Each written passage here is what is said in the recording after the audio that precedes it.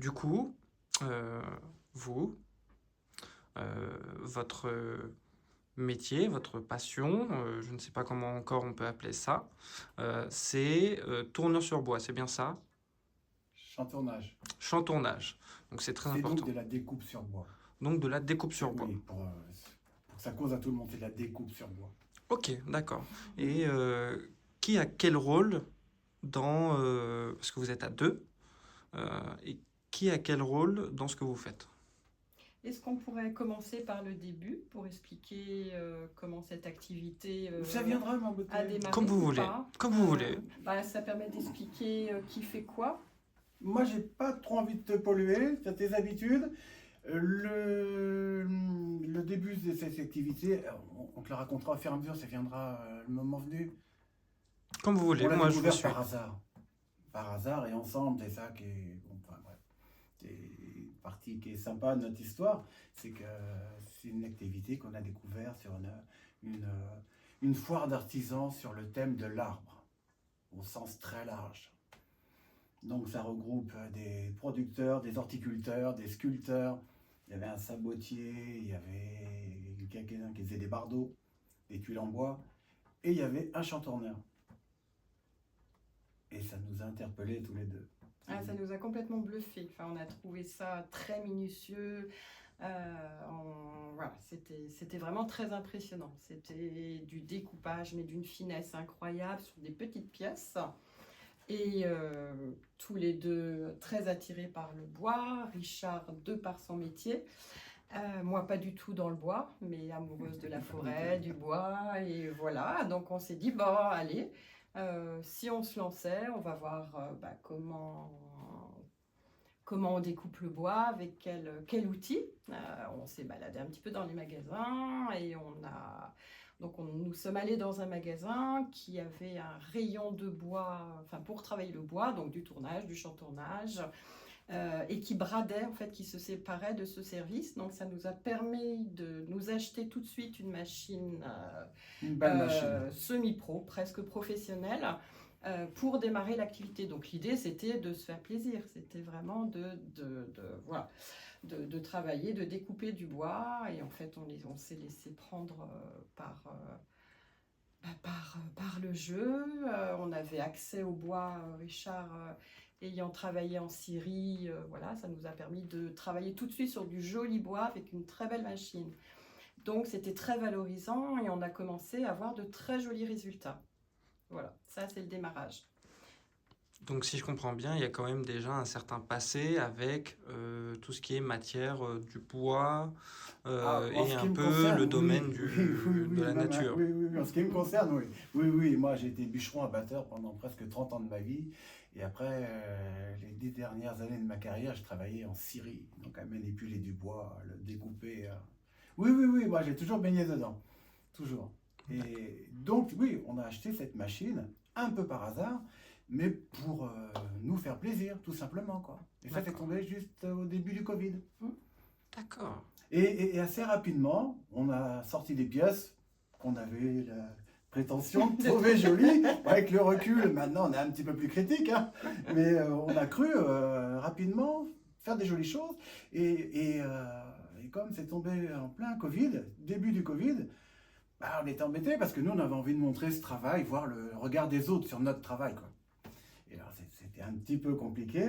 Il y a Christophe, le fleuriste de l'Éré, qui nous a gentiment mis des pièces dans son magasin.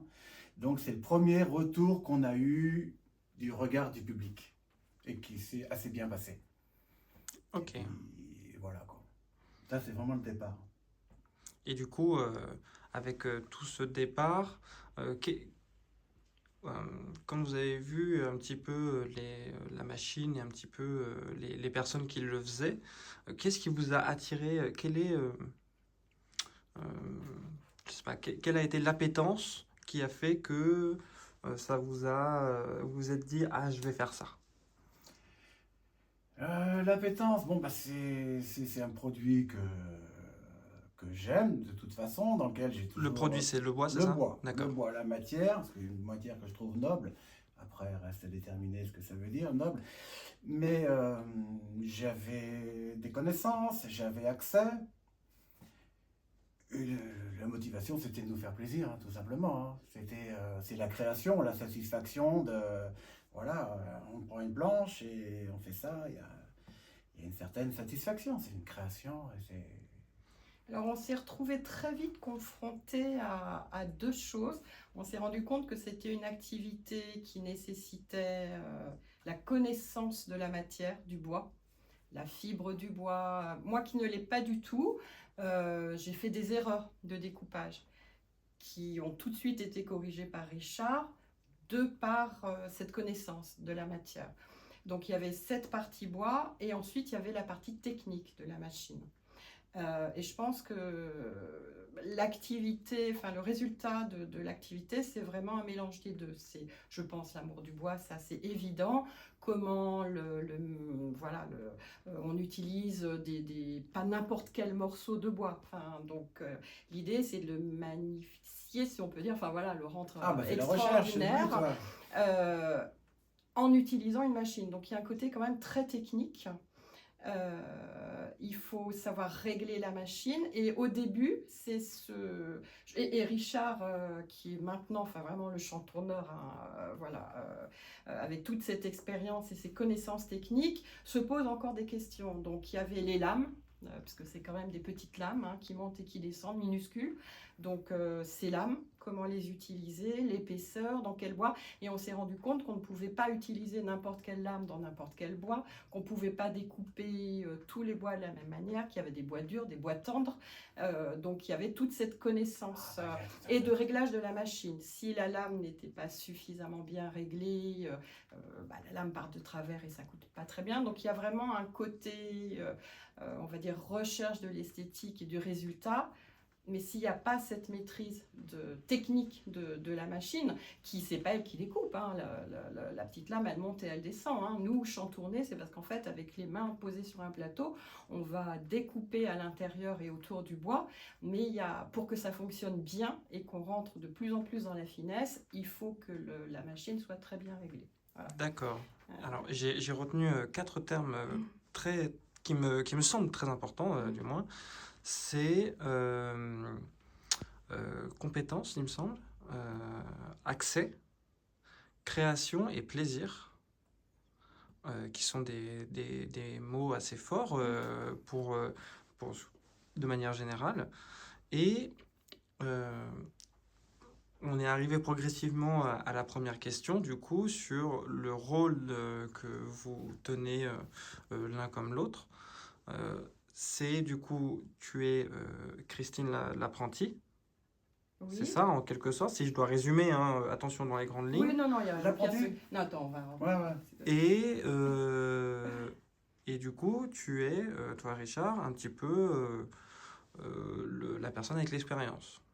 Oui. Maintenant. Mais Maintenant. parce que tu avais la connaissance Non, du tout. bois.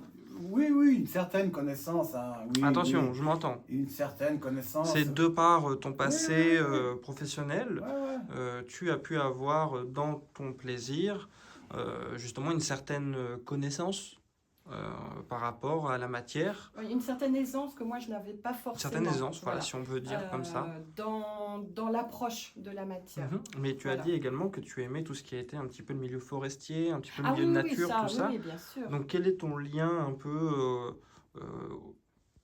au préalable avec justement la matière du bois et tout ça? Est-ce qu'il y avait, je sais pas, une passion, une association ou un travail en rapport avec la nature? Alors, pas vraiment, parce que j'ai beaucoup travaillé avec les enfants. D'accord. Si j'avais pu m'installer en montagne, aujourd'hui, je vivrais en montagne. Ça ne s'est pas fait parce que c'est les hasards de la vie, parce que j'ai fait autre chose. Mais très attirée par la nature, la forêt, les arbres, travailler avec des personnes de l'ENF au niveau pédagogique pour les enfants. Donc voilà, cette attirance. Moi, je suis d'origine parisienne, une citadine, donc pas du tout...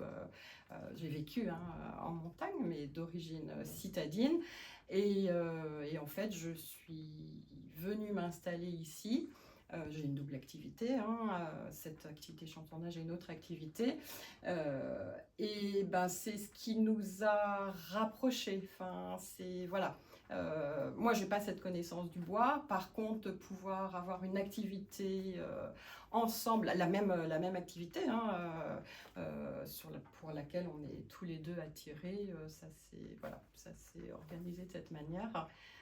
Mais c'est plutôt la senteur du bois, c'est plutôt le veinage, les nœuds du bois. Enfin, quand Richard coupe, parce que le bois, en fait, on travaille sur du bois brut, hein, donc il faut le faire sécher, il faut le trancher, il faut le préparer, il faut le raboter. Donc ça, on y viendra un peu plus tard. Ouais. Donc moi j'ai la chance sens- voilà, d'avoir, et je suis à chaque fois devant un paysage naturel qui m'émeut. Enfin voilà, donc c'est cette attirance. D'accord. Voilà. Et du coup, comment, durant, donc ça fait Covid, c'est 2020, il me semble. Donc ça fait maintenant 5 ans. Donc c'est plus qu'un plaisir maintenant, parce qu'il me semble que c'est une deuxième activité, tu m'as dit. Et du coup, est-ce que c'est ta deuxième activité également, ou une activité qui est devenue principale? Enfin, qui vous est devenue principale, parce que du coup, excuse-moi de te couper, mais elle a dit que du coup, c'était plus toi qui découpait. Elle a dit Richard découpe. Oui, donc, aujourd'hui, oui. donc voilà, aujourd'hui c'est comme ça, mais avant vous étiez à deux, et du coup. C'est une activité, comme on a dit précédemment, qu'on a découvert ensemble. On a acheté cette machine pour se faire plaisir et voir ce qu'on allait arriver à en faire. Bon, on a eu des jolis résultats assez rapidement, qu'on a voulu faire vivre. Mais on n'a aucune formation, ni l'un ni l'autre. Donc on a découvert en même temps. Christine a appris à chantourner en même temps que moi. Bon, moi, maintenant, je suis en retraite, j'ai plus de temps que Christine, je chantourne beaucoup plus. Mais on n'a aucune formation. Donc, pas de limite, pas de connaissances, pas trop de barrières. Des fois, on a fait des choses, on s'est cassé le nez sur des bois qui ne vont pas du tout. Mais en même temps, c'est pas trop de limites. Donc, on est en mode recherche permanente dans les essences de bois. On se rend compte que notre travail, parce qu'on a une meilleure approche technique, on continue. Je me rends compte qu'à chaque pièce compliquée, je comprends, j'apprends des choses. Donc on avance, on fait des choses de plus en plus ardues, de plus en plus fines. On prend du plaisir, hein, c'est le moteur de cette activité. De toute façon, c'est pas une activité très lucrative. On prend beaucoup de plaisir et comme on l'a découvert ensemble, c'est assez sympa. Maintenant, on fait pas mal d'expos. Au début, on est parti un petit peu dans tous les sens. Hein. Des fois, des brocantes où on n'a absolument rien à faire. Ça s'en est rendu compte très vite. Hein. Brocantes et d'autres manifestations, genre comices, c'est pas l'endroit où il faut qu'on aille. Nous, il faut qu'on aille sur des marchés de créateurs, d'artisans, et là, on a notre place. On a vraiment notre place. Maintenant, oui. Maintenant, ouais. Donc, ça donne envie de continuer, de continuer à comprendre, à approfondir, et puis se régaler. Hein. De toute façon, c'est quand même le moteur de tout ça. C'est un peu égoïste, mais évidemment que c'est notre plaisir comme dans toute création, je pense. Quoi. Oui, et puis maintenant, c'est devenu un plaisir partagé. C'est-à-dire que avec cette maîtrise, plus on avance, plus on se rend compte qu'on arrive à faire des choses de plus en plus fines, qui plaisent. Hein. Alors, tout le monde n'aime pas le bois, tout le monde... mais les gens qui sont attirés, qui se posent des questions, enfin, on voit dans le regard des gens, et ça, c'était notre première question, qu'est-ce qu'on va voir dans le regard des gens? Et là, aujourd'hui, on voit des étoiles, on voit même chez des enfants, parce qu'on fait de la décoration, mais on fait aussi des puzzles pour enfants, on a travaillé avec des institutrices, enfin, il y a une recherche poussée hein, sur la douceur du bois, sur... Voilà. Bon, j'ai perdu le fil, mais voilà. J'ai perdu le fil.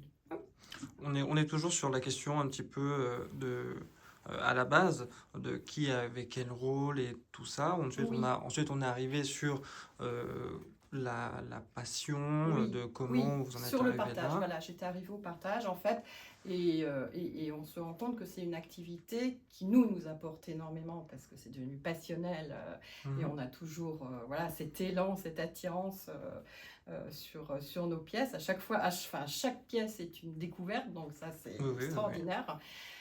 Et puis, enfin voilà, l'idée, c'était de partager cette activité, de pouvoir discuter, expliquer notre travail.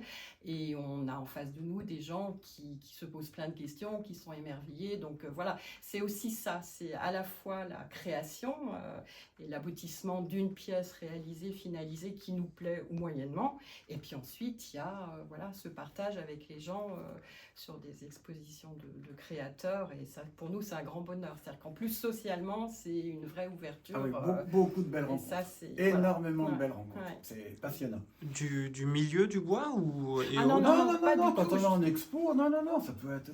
Souvent, on est tout seul. Toute origine. Ouais. Non, l'œil des visiteurs. Hein. D'accord, ok, Amène ok. des tas de conversations, des tas de belles rencontres. Ouais. On a maintenant, c'est sympa, on a des pièces en Angleterre, on a des pièces en Hollande, on a des pièces en Allemagne. On a une pièce qui est partie aux Canaries l'autre jour. Une fois en Australie, c'était Non mais c'est marrant quoi. C'est marrant parce que on n'a aucune prétention, nous on est en mode recherche, apprentissage, on n'a aucune formation. Donc on découvre par nous-mêmes, on tâtonne. Et donc pour répondre un peu à ta question, la partie recherche, c'est Christine, uniquement Christine, quasiment. La recherche des matériaux, Ouais.